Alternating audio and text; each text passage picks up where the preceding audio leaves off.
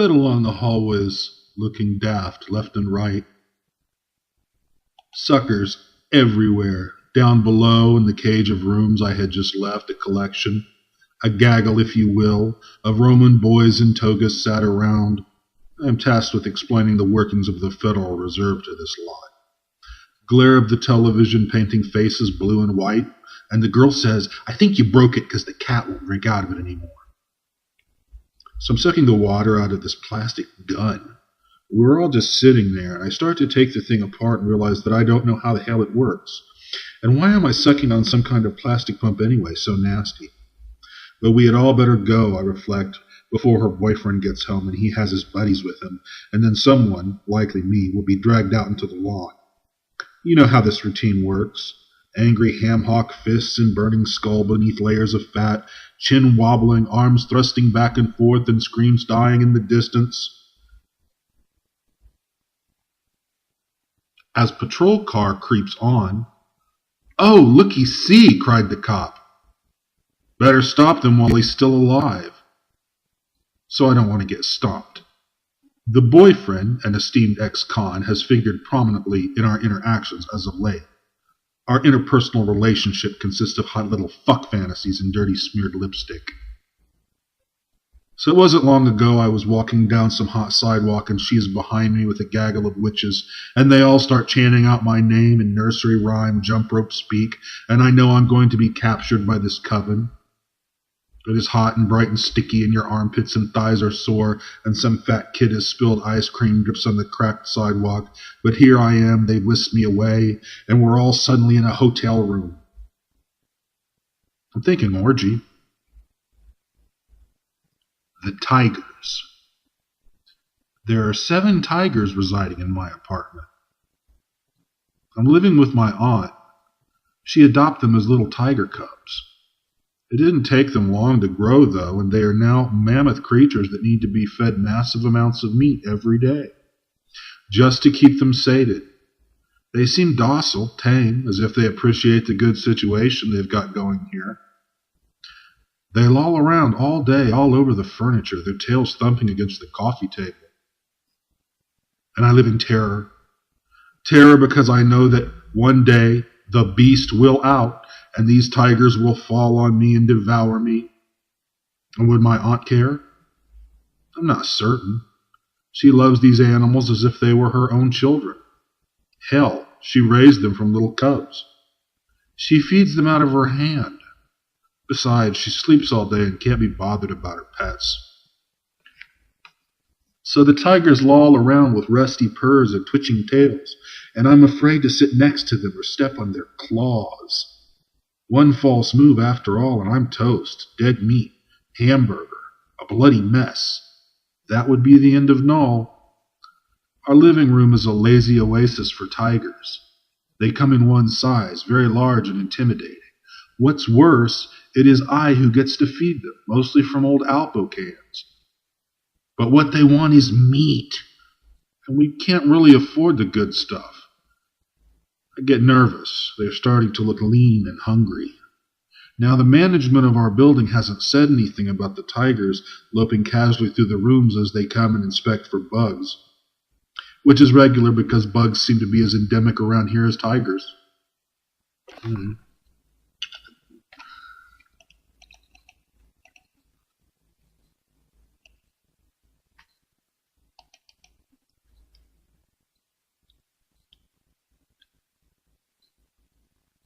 Now, the management of our building hasn't said anything about the tigers loping casually through the rooms as they come and inspect for bugs, which is regular because bugs seem to be as endemic around here as tigers. Bent down at the sink, the bug man is looking for roaches. I've seen a few. They don't, however, disturb me as much as the tigers do. This situation can't go on like this forever, I tell her. She rolls over in bed, gets up, wipes her eyes, says, "I know, but they are really quite tame, don't you think? Nothing to be afraid of. See, he's as gentle as a kitchen." I think she meant to say kitten, but I let it go. A great, slow, loping tiger moves with killing grace through the door and jumps up into bed next to her. She runs her fingers through the thick fur, and the thing emits a treacherous, rusty growl. I shrink back. These tigers will be the death of me. When I called the policeman, he came in and took stock of the situation immediately. Look, lady, he tells my aunt, we have laws in this state, see? You can't just go keeping 7 tigers in your house. Not in an apartment this size. It isn't kosher. She sits up in bed, eyes the policeman warily, and asks him what she's supposed to do. Where, after all, will they go if she has to get rid of them? That's not my problem, lady. I'm giving you 1 month. If, when I come back, these tigers are still here, you're going to be in trouble. A lot of trouble. Understand? She nodded. I went outdoors, not feeling very well for having called the law on my aunt. Outside, there was a regular convention of apartment complex tenants. Someone was restraining a huge black cat with an arched back that I at first took to be a dog, maybe a vicious pit bull, but it was obviously a cat. What were they all doing out here, these milling throngs of people? Suddenly a man steps forward with a golf club. He has on a funny checkered cap and a sort of flight jacket that is really garish purple. He starts chipping at these golf balls. I'd make this as some kind of impromptu tournament. Parsecs in oblivion. The man turns to me, his eyes glowing like twin coals, and says, "No, it's time to go." I step off the platform. Everything is so white here. In this place, the walls seem to glow from within, casting their light outward so that shadow people can't lurk in the corners of the room. There are no crawling shadows here, no dark and ready nightmares creeping about on twisted feet to haunt the darkness, because there is no darkness. Even the clothing is shimmering and white, radiant with the love and peace I feel all around me, and I say, I don't want to go. But he just smiles, and his face is a vast plain of understanding, and somewhere, written into the pattern of the stars, I know that all things are meant to be. The knowing self is not born. It never dies. It sprang from nothing. Nothing sprang from it. His mouth makes the words, but I hear them like an echo in my head rumbling around with a mythic resonance until they penetrate the core of my brain, and I hang my head in submission and realize that, yes, I will have to transport down, despite the good time I am having here, amidst the rainbow light that shines and comes from everywhere and nowhere. So I take on a new physical form, and then I am led to that shifting screen wherein visions pop in and out of your mind like glowing fireworks, and laser lights penetrate your eyes, and you can peer into the darkness of secret spaces, and nothing can hurt you because you are surrounded by the good vibrations emitted, by the humming and thrilling of the mothership as it counts off parsecs in intergalactic oblivion. The prey. The wolf prowled the streets in darkness, looking for his prey. She was walking to a convenience store to buy a pop. The streets were deserted. The parking lot a ghost town of rusted shit cars and dead bugs, candy wrappers and old bottles tossed aside, so much refuse. But there was something fundamentally wrong here. There was some sort of center of psychic gravity, some dimensional whirlpool that puked up the sullen denizens of another reality. In all their strange and gruesome savoir-faire. As in one time I saw a man with funny legs, walking like a drunken flying saucer captain. Now one should never tease the crippled, but I wasn't sure that was what he even was as I stood at the checkout of the supermarket line, which was right next door to the convenience store. And he came crab-walking up the aisle, holding a single yellow flower out in front of him like it was a sacred chalice, and he was a skinny, sweaty, oily white man who was tall and gangly, but had legs like a crab and a sort of plaid shirt and shorts, and he was wearing the thickest glasses I have ever seen, with tape on them, and he had a shock of hair more like an afro, and heavy breathing. You could hear him coming up the aisle, gasping, as if he were having a really bad asthma attack. But no attack. This must have been normal for him. The sight of him shocked me. but not as much as other things would shock me in due time, and I inched away from him as he crab-walked to the register with his single flower and purchased it. What did he want with one lousy flower? To take it back to his home planet? So that area of town acts as some sort of sinister magnet, attracting in things best left unknown to the prying eyes of mortal man, but it is a dull, dry, empty little shopping center on the edge of a long country road leading away from a college. When he killed the girl, it was a real freak scene, had driven up next to her in his van and had eyed her with that wolfish knowing look. He was a wolf, all right, and she was a rabbit, and it was dark and the moon was howling and his blood was up. Rabbit was tasty and good. Rabbit was good meat. He felt his heart skip a beat. Hey, baby. Hey, bitch, I'm talking to you. The girl continued to walk, her blood pressure increasing. Sudden panic erupted in white-hot spots of terror across her face. Blotches of icy blood rushing to her cheeks. Her hair whipped about in the gentle breeze as she quickened her pace. Hey, you want to ride? It was a lame growl for a wolf of his caliber, but it was the best his lust-addled mind could conjure. He drove slowly, pacing her, she taking off across a field between a swimming pool and a park. Suddenly the beast leapt up in his soul. The wolf released itself and was suddenly hairy and growling and leaping and running after the kill. The kill. All that mattered to the animal. He chased after her, cornered her against a wall, pinned her against a tree. He could hear her heart hammer at her chest as her breath sucked in, out, in, out. Was she consciously trying to control her panic? He wasn't sure. She suddenly screamed, and he dealt her a crushing blow. Don't do that again, he said calmly, producing a buck knife. Now, take off your clothes. She started to unbutton her shirt. The wolf felt himself go rigid with excitement and lust. He was nearly salivating. It would all be over so soon, but oh, it would be so sweet to the wolf. He could barely see her in the moonlight, small, waif-like, almost a good girl, Mommy's little angel, Daddy's little darling. She stood like a shock trauma victim, bathed silver in the coursing moonlight. The cicadas sang a pretty song. The night was a rumbling fart of cars plunging to various destinations in the distance. Somewhere he fancied he could hear the chatter from a radio. She stood in confusion, her arms held stiffly out in bleak repose, as if to say, this is what you wanted. This is what you wanted to see.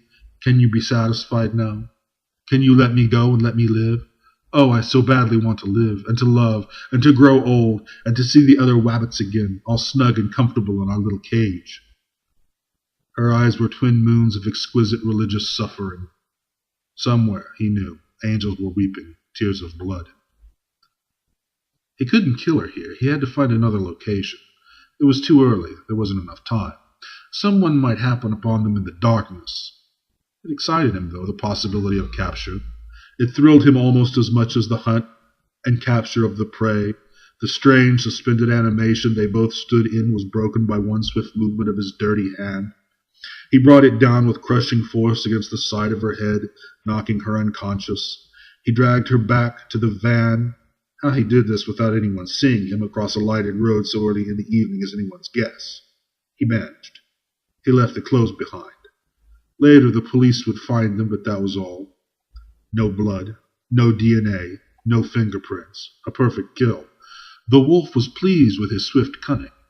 He wrapped her up in a plastic tarp, stuffed her in the back of his van amidst the filth and the shit, the porno mags and the dirty underwear and the whatnots and candy wrappers and potato chip bags. The wolf had a big appetite. He drove down the road a pace, but he turned off into the back roads, which he knew well.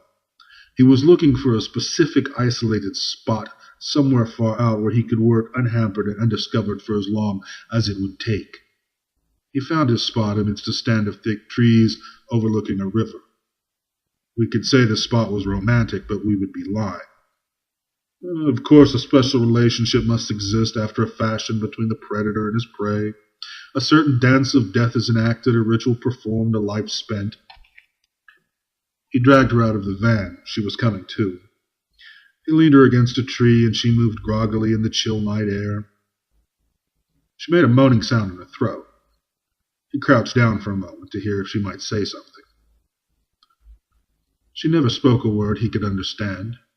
He knocked her back against the rough bar, pinned her there with one hand, and got out his belt. It was a long strip of leather he kept for just such purposes. He began to wind it around her neck, around the slim tree trunk, tightening it, leaning back against it as her hands shot up to her throat. She struggled, but her eyes told him she knew the game was up. There was a certain resignation that only he could see. There was a dead, vapid light in the eye, one that said that heaven's gate would soon be opening to claim another soul. Finally, it was all over. He released his grip on the belt, the blood coursing in his veins, his sex sliding down his leg in a hot stream. He gasped, shuddered, felt the incredible ecstasy, wondered what it would be like to eat the body, to keep it with you forever in a sense, and then thought that that was impossible. He wasn't, after all, Jeffrey Dahmer. He dumped her. He never told the police where. She has never been seen again. Tough world. Someone's father reminds him, holding out an old rifle and dressed in green fatigues, that the military wants his service. The son doesn't want to go, wants to wrestle the father to the ground to prove once and for all that he isn't going to take any shit and didn't steal the clip of money that was lying on Grandma's table. Grandma at this point is not dead in her grave, I suppose, but still alive and gathered with the family and pointing an accusing finger at our young hero. You want to know who manufactured the best airplanes during the war? The Americans, of course. We did. That's why we beat the Germans, the Nazis. The father sits down, crosses his legs, looks reflective. Somewhere, the boy remembers better times. He is with his mother in a fantasy of the movies. They're watching an old black and white flick on the screen. It apparently stars Danny Kaye. The mother is morbidly obese. The boy knows that just as sure as his father will one day drop dead from stress, so too will his mother succumb to a heart attack because of her obesity. She tells him, "Go up to the snack bar and get me some French fries." He does what he is told, a dutiful son. Of course, I see all this through the shifting prism of the viewer, and it is all like little images and suddenly grown big from multicolored prisms and shining jewels, and little lasers that blast strange warped sounds that shatter the nerves in the ears, and suddenly I realize I am beaming down with the away team. They are all teachers. We are all teachers, I should say. But the kids think we are some kind of hunchbacked fairy tale goblins, or at least as frequency fields shift, they catch a glimpse of something like that. A hook-nosed, wart-encrusted little troll with long, skinny fingers who terrifies little chillins and most likely eats rabbits. Wabbits. I forgot. But we have a job to do, and the head teacher takes us over to the wabbit cage, and it is a pen with a few sick bunnies in it, losing their fur in clumps, and I can see why. It's filthy. Hasn't been cleaned in a while, said the head teacher. If the rabbits start to die, we cart them away, turn them into meat glue. You mean they are eaten? Everything in nature is eventually, said the head teacher, and turned to walk away. I didn't ask her what she meant by this, but went to work. At first, I thought that someone had left a hose running because the ground was a quagmire of pure sludge. The heavy posts holding up the cage were sinking into the mire, and my feet were also sinking. I opened up the cage with trembling hands. Inside, a dying bunny lay on its side, its little bunny ass bare of fur, and it looked sick as all hell, and I tried to scoop handfuls of bunny shit out of the cage, but the mud and filth surrounding it were making it impossible. Flies began to dot to and fro on my face, and rivulets of sweat poured down my cheeks. I could feel myself drowning, and swampy stink. In my back pocket was a copy of the Necronomicon. I don't remember when I was given this or why, but sure enough it was there. Piss elegant and black with a weird sigil on the front cover. I, at least, had heavy gloves on. My buddy came over to me. "How you doing?" "Not so good," I said, "and this is going to get ruined if I'm not careful." I tossed the book up to him. The laughter of little children screeched like a cacophonous music around me as the silent breeze blew stink up my nostrils. More handfuls of bunny shit, a corpse, another dead bunny. Everything in nature is eaten eventually. The Red Death held sway over all. I shoveled bunny shit. Years ago I had dreamt the wolf. I had seen him, big as life, pulling my underage ass off a bicycle and stuffing me in the trunk of a car. I had shot up from bed screaming, the image of being entombed in an automobile trunk still lingering in my nightmare consciousness. I had seen that mountainous frame, that stone-hardened visage, the scrubby chin. Years later, I would see the same face in the newspaper, on the internet, in sleazy true crime paperbacks. The eyes are always cold flint, the jaw set firm, the soul given over to Satan and the way of all flesh. Did her face freeze in terror like some snapshot of a tortured goddess in the pale moments before she knew the agony of her own death? Did the both of them form a macabre ballet, a lover's tryst of absurd and gothic proportions, as his huge hands wrapped leather garrote around her throat like a ribbon of killing beauty? Did Mary Kelly know the precise geometric angles that her own corpse would come to repose in, moments after Jack the Ripper had left her a butchered rag? Are such mathematics quantified by God, or is the law of the universe one of random chance, blood spattering where it may, flesh and groove falling without care or toil through empty shadows of meaningless time? Or is this all just bullshit? I don't know. Around me, children scream. The wolf is a character in a fairy tale. I shovel rabbit shit on the deck of the intergalactic freighter ED-10. It's safer up here, and much more sane. They are vegetarians. That stone-hardened visage, the scrubby chin. It was in group therapy that I encountered the cadaver man. He was a portly little man, although taller than me, and he had short blonde hair parted in the middle, a large grin, and a bad complexion. I remember he was wearing a leather jacket, a heavy metal t-shirt, rumpled jeans, bad sneakers, and 2 bracelets. He didn't look like he worked in the funeral industry. He looked like he might be a manager at McDonald's. But sure enough, as soon as group ended, he started in on details. One interesting example of synchronicity just occurred. Just as I got done typing the name, McDonald's, the man being interviewed on the radio program I am listening to mentioned McDonald's. Not only that, but he mentioned that McDonald's food is very bad for you and can give you a heart attack. Of course, I'm writing about someone that worked in the funeral industry. He sat back in his chair, smiled, and I could feel icy tendrils of creepiness float over my skin. He had bad teeth. My job was to pick them up after they died. Now, most people think that after you die, you're some kind of clean little thing. No, you're a stinking, filthy mess. Some of these old people were hoarders, too. Oh, man, you'd go into a place and it's just piles and piles of trash everywhere, and you have to pick your way through the garbage just to try and find them. And then the stink. I remember carrying this old bag down the stairs. Her daughter had called and she had died in her own bed at home, which I guess must be the best way. But I was carrying her down the stairs and she started leaking this shit. Get it all over my shoulder, man.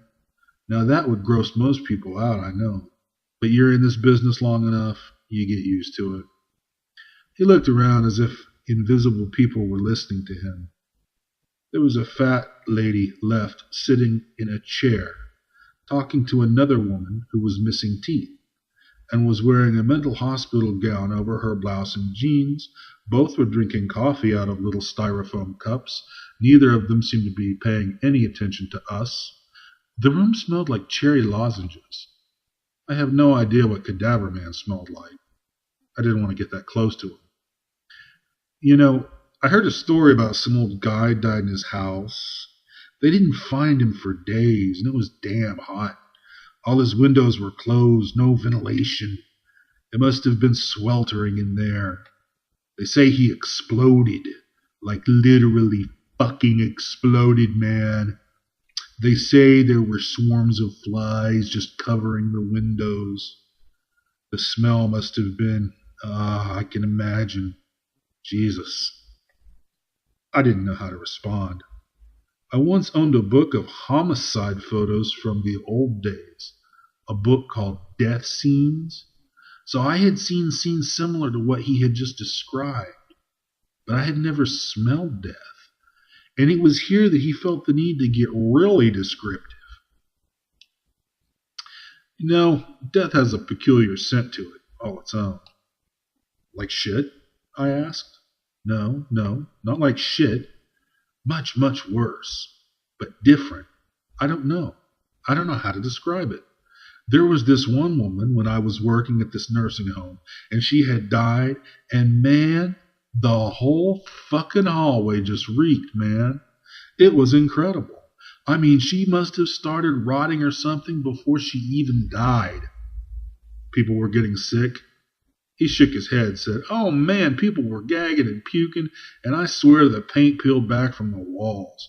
Jesus, I never smelled anything like that before in my life. Man, that was the worst one. Death has a smell uniquely its own." He sat back and sighed. The skinny little counselor came back in the room and told us that the lunch cart was here. We had heard it rattle in from the elevator. I wasn't feeling particularly hungry. "Man," said Cadaver Man, "am I hungry. Geez, I hope they brought us something good. They about starve you around here." He started to get up, sighed again, put his hands on the armrests of his seat, started to rise, and then sank back down. He seemed to need a lot of time to get moving. You know, a lot of people think that just because you work in the funeral industry, you're a mortician and you embalm bodies, and they think that makes you some kind of gloomy Gus. Not true. Not true at all. I like to party and cut up and joke around as much as the next guy. A lot of joking around back there in the prep room? Oh man, you bet your ass. It's a real riot sometimes. Man, you'd think you were at a big party some days. I mean, shit, we order pizza, drink beer, watch TV shows just like everybody else, man. Just like everybody else. And I'll tell you what, one of the funniest motherfuckers I ever knew was a funeral director. Man, he would come in some mornings and he would be so stoned. Eyes just like little pinpricks. I used to smoke with him. I asked him, by the way, what he was doing here. He smiled. "Painkillers." "Painkillers?" He looked down at his feet, grinned, said, "Oh yeah, I love painkillers." Later, after we had grubbed down the chow they had brought us, visitors started coming in slowly, and there were a few kids puttering around. I was sitting at a scratched-up little table talking to my mother when they brought a new admission in.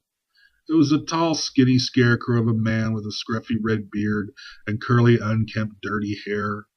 He was wearing an old flannel shirt that hung off his skinny frame like old rags. He looked around him. His jaw began to work, and he got a panicked look in his eyes. I won't pretend I can recall exactly what he said, but his sharp jaw began to work, and a torrent of gibberish and profanity erupted from his mouth. His skinny arms began to shake. He looked like he was building up to an eruption. Right away, some mental health worker, a squat woman in pink and white, comes up beside him and tries to calm him down, but you can see she's nervous. A male orderly starts to circle apprehensively, and I realize that a quite ugly scene might develop here with all the visitors and kids running around. But nothing happens, and they shoot him full of drugs. He sleeps like the dead for 3 days. Cadaver Man comes back on an outpatient basis. I spend 2 weeks gumming crackers and eating hospital food, and wondering how it is I seem to find myself in these situations.